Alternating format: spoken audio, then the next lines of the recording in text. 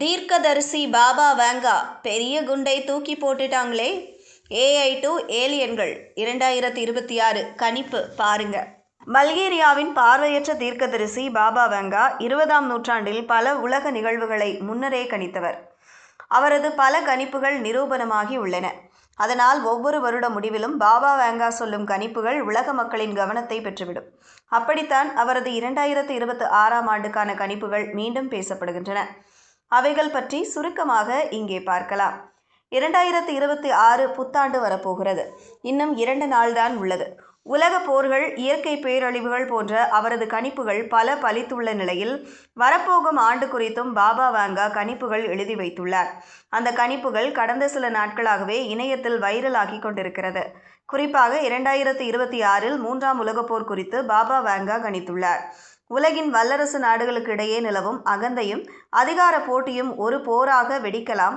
முக்கியமாக Russia, America இடையேயான மோதல்கள், சீனா, தைவான் விவகாரம் போன்றவை இந்த உலக போருக்கு அடித்தளமாக அமையும் என்று கணித்துள்ளார்.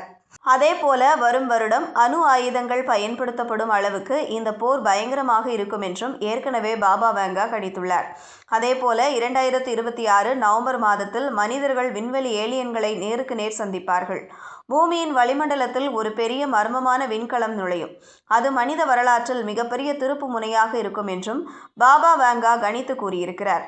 அது மட்டுமல்ல, தங்கம் மற்றும் இதர மதிப்புமிக்க உலோகங்களின் விலையில் யாரும் எதிர்பாராத வகையில் அதிரடி மாற்றம் வரும் என்றும் கணித்துள்ளார். இந்த நிலையில்தான் வரக்கூடிய 2026ஆம் ஆண்டில் மனித குலம் ஸ்மார்ட் போன்கள், கணினி, சிறிய மின்னணு சாதனங்கள் மற்றும் ரோபோக்கள் போன்ற தொழில்நுட்பங்களை மிகவும் சார்ந்திருப்பார்கள் என்ற பாபா வேங்காவின் கணிப்பு ஒன்று இணையத்தில் வைரலாகி வருகிறது. தங்களது அன்றாட வாழ்க்கையை எளிதாக்க சிறிய மின்னணு சாதனங்களை அதிகமாக சார்ந்திருப்பார்கள்.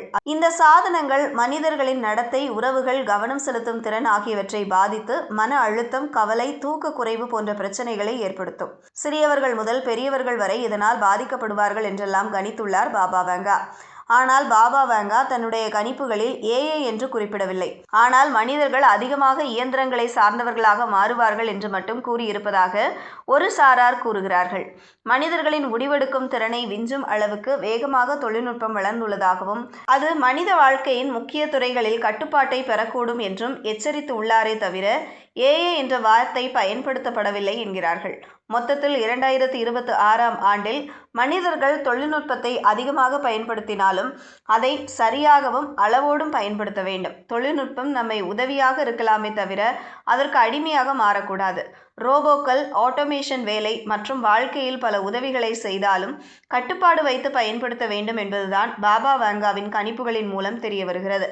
மனிதர்கள் சிறிய தொழில்நுட்பங்களின் அடிமைகளாக மாறுவார்கள் என்ற பாபா வேங்காவின் இந்த கணிப்புகள்தான் மக்களின் கவனத்தை பெற்று வருகிறது.